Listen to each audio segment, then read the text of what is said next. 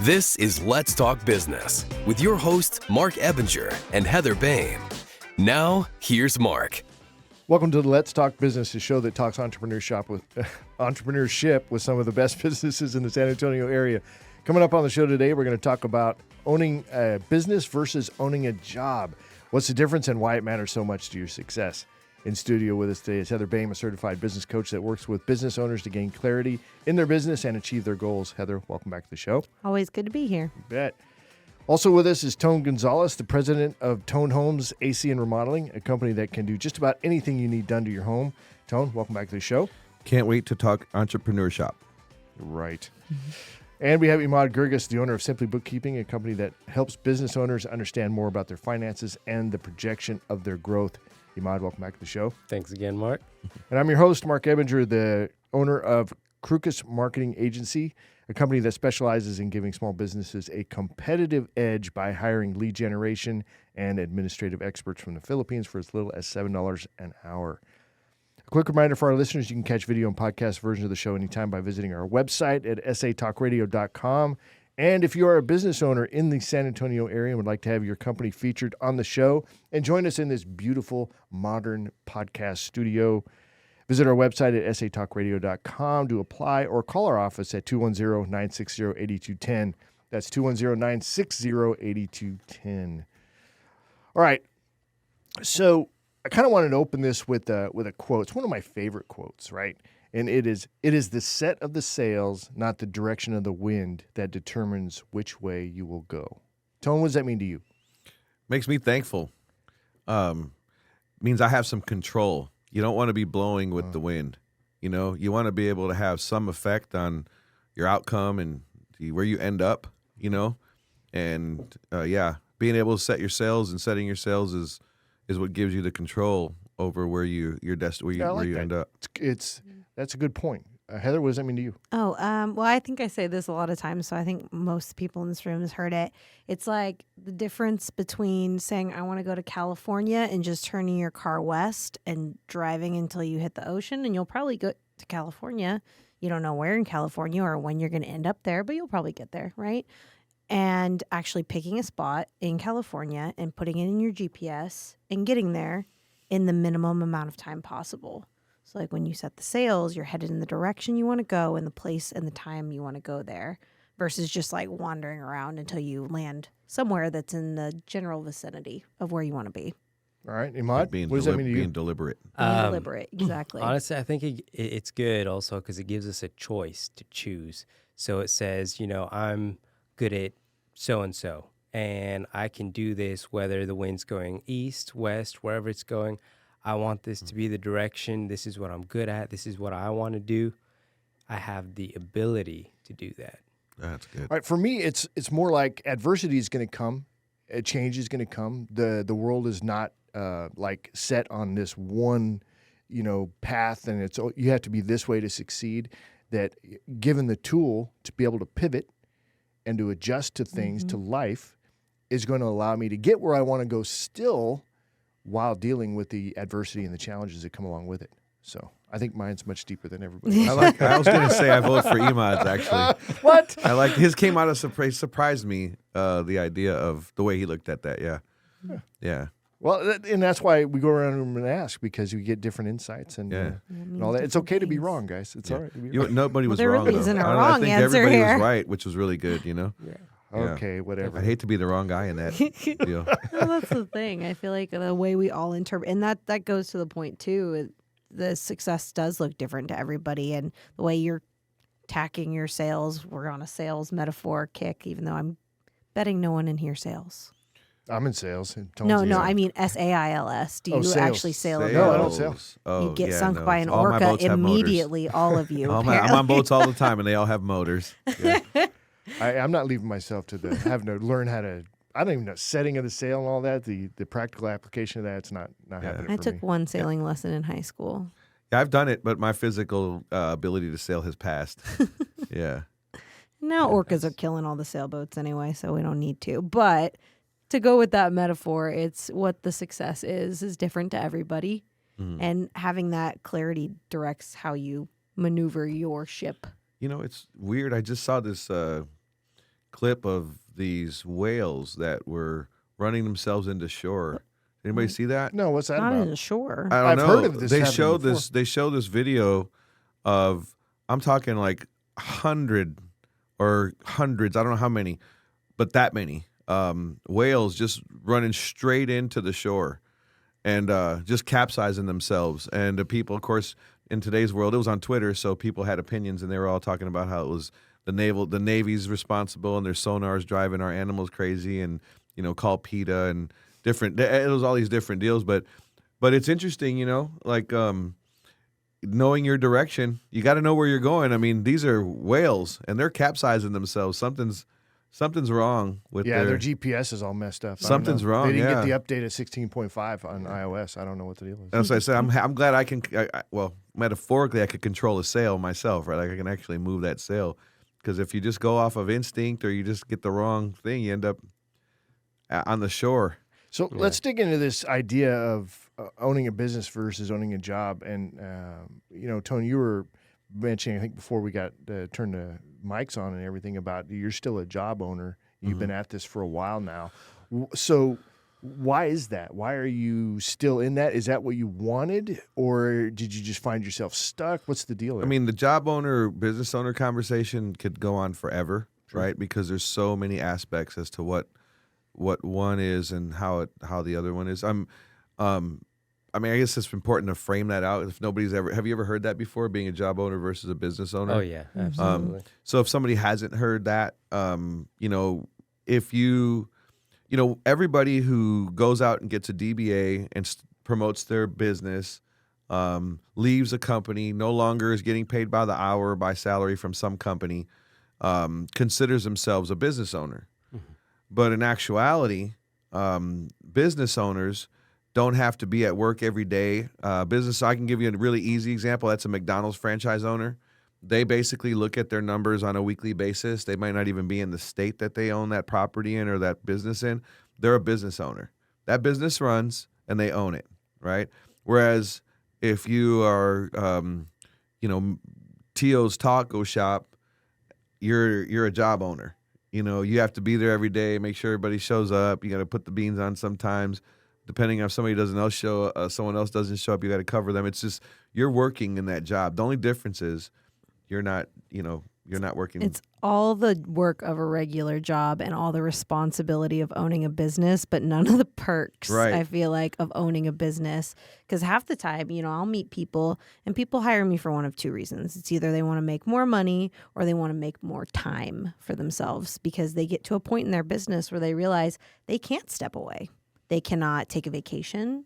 They can't stop answering their phone. They can't spend time with their families because they are doing the job of their business. Mm-hmm. And it's driving them crazy because a lot of us get out of our jobs to own a business. And adding on to what Heather was saying there, so that time and money analogy is brilliant because you either have more time and you use your time to market, or you have more money, for example, and you want to use the money to market. But when you've got both, that's when you've really kind of almost gotten to the point where, okay, now I'm the business owner. Mm-hmm. I figured out how to have both, and that's when you have we don't want to go too deep into it, but a good to great business owner, a great business owner will have a business that's continuing to grow without necessarily them being too involved in it. And getting to that point, who here has not read Rich Dad, Poor Dad? Has anybody not read it? I like the cash flow quadrant too. Oh, yeah, the cash flow quadrant. I think great. I like that one better, actually. But what I found interesting too, and I'm not sure if it's in the actual Rich Dad, Poor Dad, but I read his investor book too,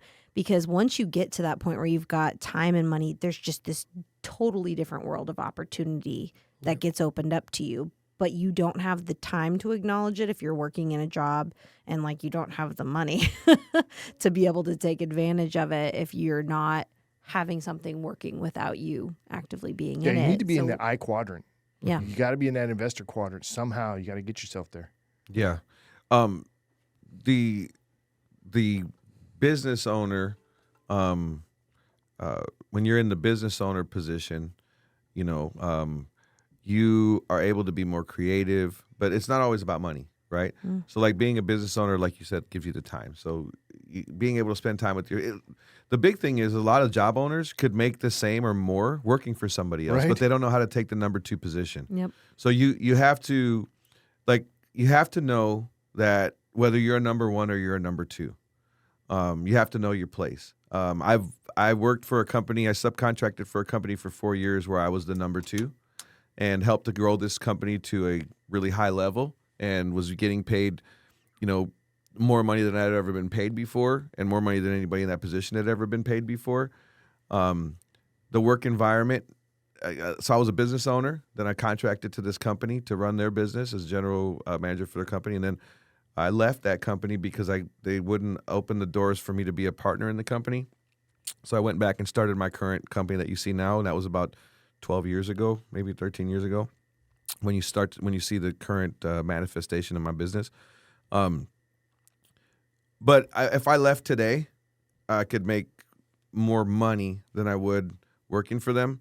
But the work environment, there was some things in there. I don't want to bore you with my personal situation, but there was just things there that I didn't feel comfortable with anymore. I felt like the business had taken a turn that was maybe not as moral as we like to do. Has anybody ever said to you that maybe you're a more effective number 2 than a number 1? Yeah, well, I know that. Well, I've done both, and I've been effective in both areas.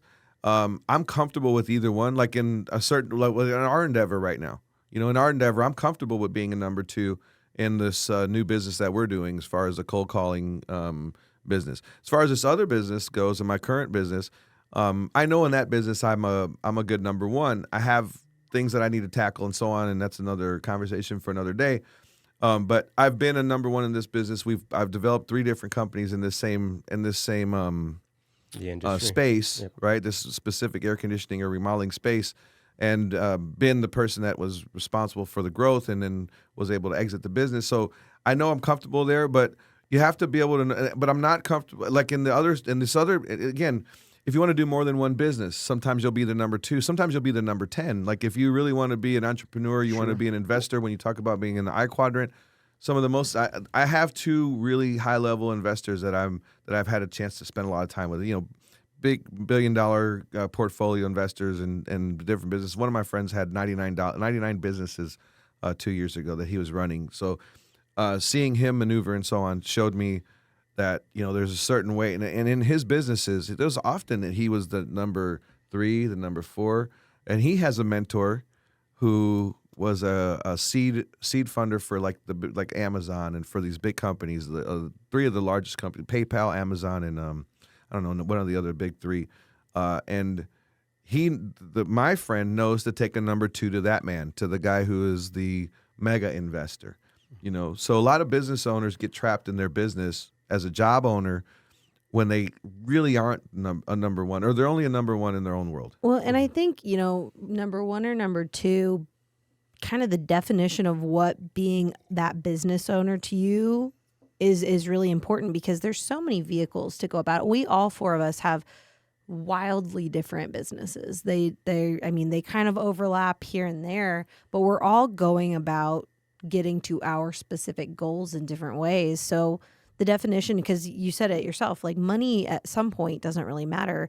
$10,000 a month to one person could be totally sufficient, where another person needs $1 million. Mm-hmm. So there's not one right answer, but what does the vehicle of getting to be a business owner look like for each of you guys? And if they want to be that business owner as well, too. So kind of like what Tone was saying. Okay, so it's evaluating what role do you want to be in, because a lot of us business owners, like you said, you could take time off, you can go on vacation, but your brain never stops. Yeah, you might be on vacation, but your brain is on 24/7. If something happens, you've got to answer whether you're on vacation or not. Whereas if you're a job owner and you're technically on vacation, you don't necessarily have to respond. That's you flipped it. I think job owner has to respond. Business owner necessarily doesn't have to. Yeah, because he's going to have people in place to actually take care of that. Same. Yeah, you just had him flip flop. So, well, and to Heather's point, but like for me, building a business is building a business, not a job.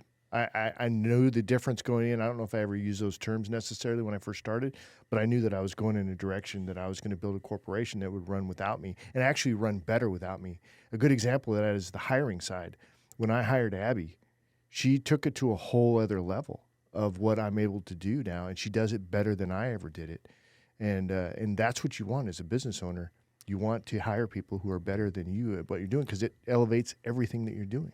Yeah, my recent failure of growing my business, because I've made three hard fought attempts to grow the business, and when I say that, I mean I've invested a lot of capital to grow the business, right? So I hired these people that I knew were great at each individual position, expecting them to do what Abby did for Mark, who was a stranger to Mark. So I hired people that I knew were successful, that I knew I would call them friends. I hired them because I knew them. I trusted them. I was afraid to hire people I didn't trust, right? Or that I didn't know. I wanted sure thing because I was gambling a lot of money on these positions, weekly salaries, 70,000 plus for 4 different positions early last year we hired, which is that's $280,000 commitment, bare minimum, right? Without bonuses and everything else. So, one of the things I've learned is that sometimes you have better results with strangers.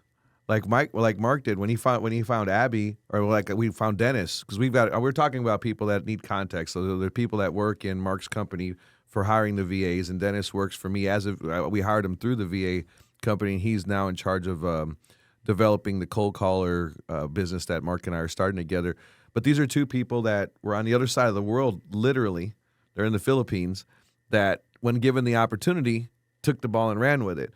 And that's what you need to be able to grow a business. Well, but to touch on that too, because it's not about abdication. We got to be careful of that. It's not like, well, I hired you, I expect you to go do this. It's like I meet with my VAs. Oh, yeah. When I first started up, I was meeting with them twice a day, sometimes more than that when it came to training. It's like I never took that assumptive stance that, hey, I hired you, now go do. It was always, I'm walking with you through this. Like Almira, my first one in August. She's now my COO. She's running operations for me. Well, she's earned that, but we walk that together. So it's never, you got to be real careful about abdicating that responsibility. I think that's huge because when people talk about like building wealth, we hear passive income a lot. How do we create passive income? And the truth is, the first step, I think, is recognizing there is no passive income. There's none. It doesn't matter if you're in stocks. It doesn't matter if you're in real estate. It doesn't matter if you're in business. It's leveraged income. It's how are you leveraging your income? And there's different vehicles. Somebody's working. Somebody's working, and you could be agree. building a team like you guys are. And for me, like I'm a business coach. I look at my business and I recognize that it's going to be really hard to scale my business because I can't leverage coaching. That is something that me and my clients have as a one-on-one relationship. I hear they're cloning people in Mexico. Cloning people. I don't want to do. We can clone I've already you. done that with my 2 little daughters that look just like me. Stormtroopers. But yeah, stormtroopers. as a solopreneur, which I would firmly put myself in the S quadrant, right? I need to, if I want to be a business owner, my thought is, how do I create the vehicle to make myself a business owner? Because I love business coaching. It's my passion. But I recognize that it's a hard to leverage business. So I look at different vehicles that I can grow along with my business coaching, and I'll have to give it time and attention. But what can I give, a few hours a week rather than 80, 90 hours a week to leverage my time and attention? All right, Heather, we're back in back in line. Pick up where we left off. So what you were saying is, to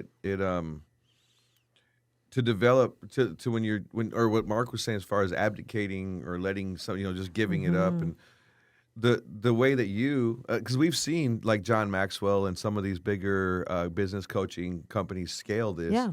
But the way they scale it is the way that every business scales. It's process documentation and system development.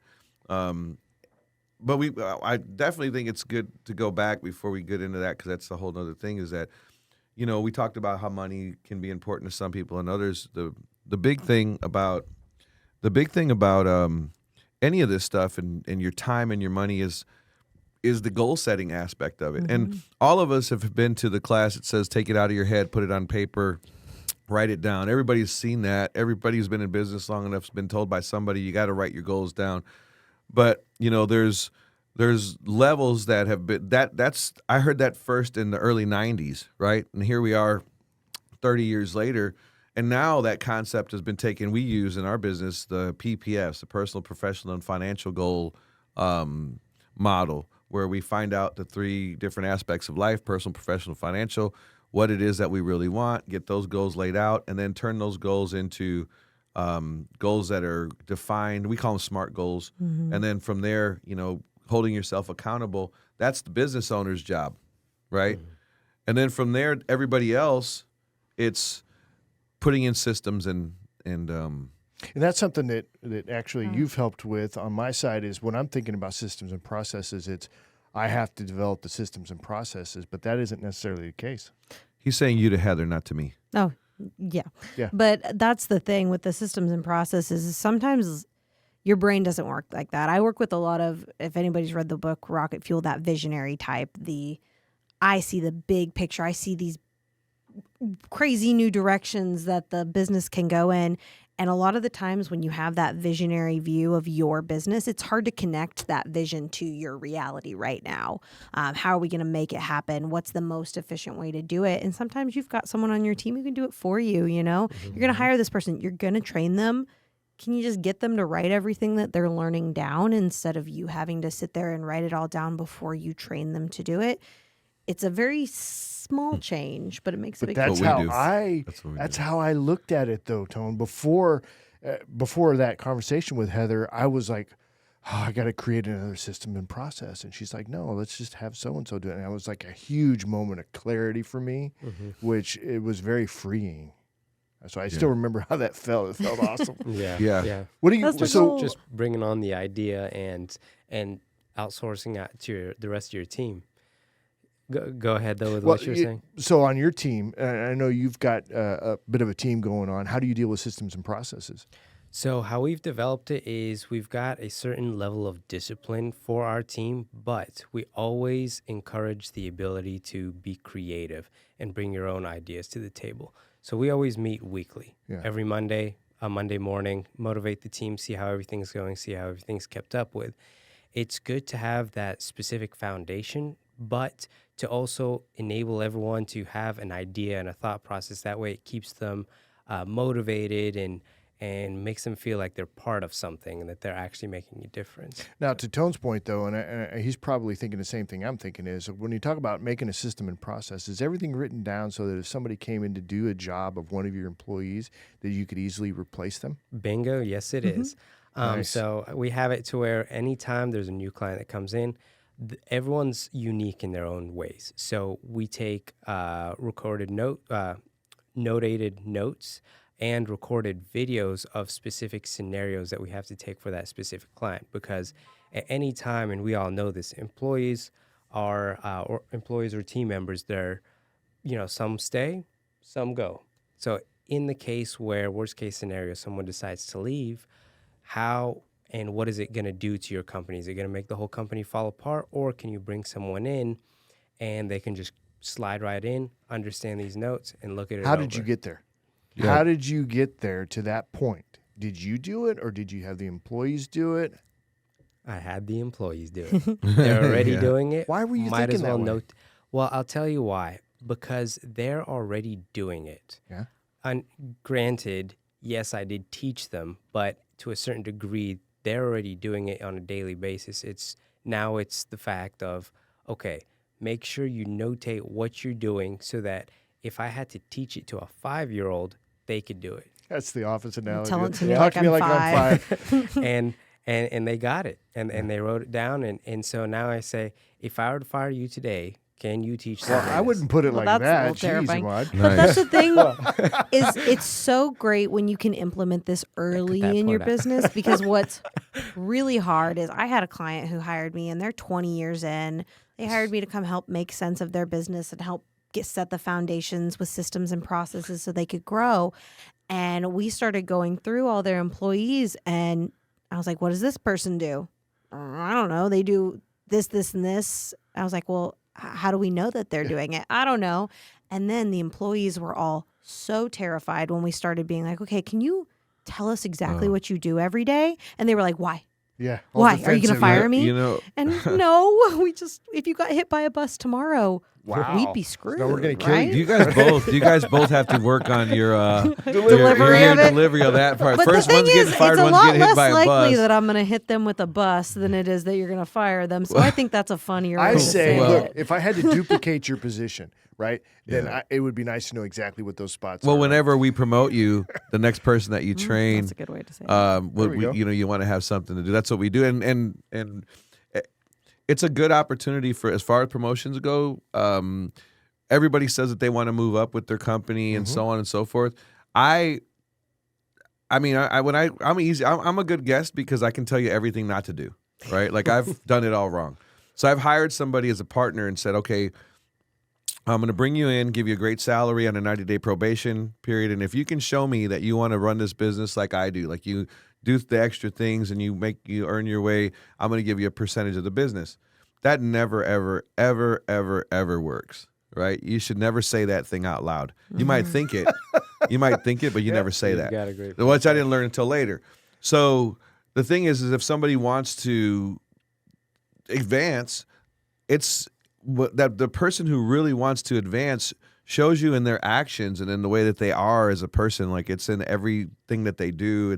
It's you incarnated, because you know how much you want to run your business, and everybody, all the people who know you, like people who know me, know that I want to do, that I want to be successful. Well, and if I can share my take on it, I think that's a great point. But I think it's also important to be able, important to be able to show people where they could grow in your company. Not just that this position exists, but this is where my vision of the company is, and you can really pick and choose where you see yourself fitting into it if you would like to grow into that, but letting them kind of look at that and raise their hands, and then they can step up and do the extra work, because everybody wants to be working for fulfillment and pride in their work. But so many businesses you see nowadays, it's like you get hired for this position, especially in the corporate world. I think it's really, really bad in the corporate world. It's difficult to see your way. It's like climbing a mountain and you're like, well, maybe I go up this path, but there could be a dead end there. I have no idea. It's up ahead of that ridge, or there's no clear path to success in the corporate world. Same and in a lot small of business. businesses don't. Same in a small business, though, because there's no positions established, so you don't know where you're going to go next. That's right on with what we're talking about. Like, you got to let these people show you and earn by doing the little things. Like when you're doing this stuff, like we've seen this with the VA, and we're, let's say, talking about this cold collar training. So like, okay, can you document this while we're doing this? And we're doing a Zoom meeting, and I'm like, can you, I'm dictating something, and I'm saying, has anybody written this down? And they're like, yes. I say, can you share your screen? And right away, you see who is. Yeah, that was Abby, big time. Right? Yeah, you see who is really got it. And I've had two people who were just starting out that are saying how bad they want to keep their job. One says, almost in tears, that she doesn't want to leave or lose the position with the company, and she loves the atmosphere and everything. But here I am dictating. I'm saying, okay, somebody write this down. I dictate something. Then I come back and say, who wrote that down? And only one person did it. It's the person that's the one who shines. I'm just going to say it that way. Yeah. And I think, we're getting a little granular on like recognizing good employees, which I think that's a really great point to like prove it. But also, we're talking about being a business owner rather than being a job owner, do you know what the structure of your organization needs to look like for you to be a business owner? Are you already working with that in mind so that when you are hiring people, you're keeping an eye out for the traits? Because ideally, we don't want to have 20, 30 direct reports. That would be impossible to maintain as a business owner, right? If we're a business owner, we have a few key direct reports that are then, there's a reason it's like a pyramid org chart looking on almost every organization. We're at the top. We want these 3 people reporting us. Those 3 manage the rest. So when you say direct reports, you mean report directly to you? Yeah, like if you're in the Bahamas running your business because you're a business owner, who are the people you're meeting with every week? Well, whose phone call are you going to answer is what you're saying, exactly. Right? So I'm actually establishing this in my company already, right? So that I appointed team leaders in certain divisions within my companies, which I'm actually got divisions now. So it's like, but that's to Heather's point, is it because me trying to talk to 4 different social media managers was a nightmare. right? Because you want to be personable, you want to be all the things, but really all I want to do is I just want to get the information and get out, right? So I've got a team lead who can pay the attention and do all the nurturing and stuff that needs to be done, and I can just get the information I need and then validate what they're doing or correct or whatever I need to do. But yeah, that's huge. But that comes from vision. And that's one of the exercises she's Heather's walking me through in a coaching session was, what does your organization look like? So we map it out, and that helped me understand even the hiring personalities, right? You know, and then having those discussions with people as we move along, so they can visualize themselves in that spot. Like, you know what, I could be a supervisor. I could do this. First job I ever got that was like a higher position job. I was 19 years old and was hired as the director of marketing for George Harris Western Center's clothing, Western apparel, right? And I was an advertising salesman for a newspaper that was sold him some ads, and then he hired me to run his whole marketing department. He was paying me $6.25 an hour. The guy before me was making $100,000 a year, but nobody told me that. Paid me $6.25 an hour to come in and do all of his advertising for the whole company. But what he told me was, the first thing he told me was, I'm hiring you in this position, but let me show you my chain of command. So he showed me his chain of command. He's at the top, his daughter and his son, and then there's me. So he put a 19-year-old kid, skinny kid with no experience except for how to do a couple things on making ads and so on, and a good personality. And he put me in charge of basically the whole company, because none of those three people really were there. They never worked. Oh, wow. So he just basically said, here, it was an insane move for him to do that, but he saw something in me, right? That said, this is the right person for this, I guess. But the chain of command is one of the first things. The vision, how does it look? Where does it go? That was like the first thing he showed me. And ever since then, anytime I start a company or start with a company or do anything like building out a company, I ask, those one of the first questions I ask, if it's more than one person. Like when Mark and I asked, there was no real chain of command. He was just getting his thing started. Now there's a chain of command. Now he has people under him and so on. And I bring him in like that too. This is your so-and-so and right. such and such. Well, and the big thing with it is, if the way we were talking about it is, if 10 years from now, you want the VP of marketing, the VP of hiring, and the VP of human resources to be reporting to you, and that's how you want to run your business, it's expensive to hire a VP. They are not cheap. Even in the Philippines, you're going to pay them a higher price point. But what if you've got the 10-year vision in mind, and right now when you're hiring a social media marketing manager, you already know the traits of your future vice president of this department. And when you hire them for $7 an hour, you start noticing those traits. So maybe you direct them to management training, and you start slowly working them up the ranks before they're even close to ready for it, so that in 10 years, instead of going and hiring a really, really expensive vice president, you have now built someone up from $7 an hour to the vice president of your company, who has built their way up, has super company loyalty. And the reason you did that is because instead of hiring some random person with just breathing, we'll just ignore that, right. You hired your future vice president of marketing from when they were just a social media manager. It's crazy you should say that. Go ahead. Which she just mentioned two super important things there. It's one, identifying who's on the team and their key traits, and then moving them to the right seat of the bus, which we all know what that means. And then the second thing is hiring from within, rather than finding someone out to take a leadership role that hasn't actually been in the company and hasn't really experienced that company's culture to actually really cope with everyone else. Not to mention, if you hire a leader, that means people are under them. That doesn't necessarily mean that the people under them are going to want to listen to that leader, unless it's someone that has been promoted from within, so they've already earned that loyalty and earned the respect. Everyone loves a... Well, we do need to wrap up, especially since we lost one of our cameras. But all right, well, thanks everybody. We're at we're over 30 minutes anyway. So great discussion on job owner versus business owner. A lot of keen insight there. Yeah, we should call this episode 1 job owner versus business owner, because you could have 20 episodes on this one. Right. Yeah. On this subject. All right, as we wrap up the show, quick reminder, check out our latest podcast or catch video version of the show anytime by visiting our website at satalkradio.com. It's going to be it for us for this one. You guys have a great one. We'll see you on the next show. Thanks, Mark. Good.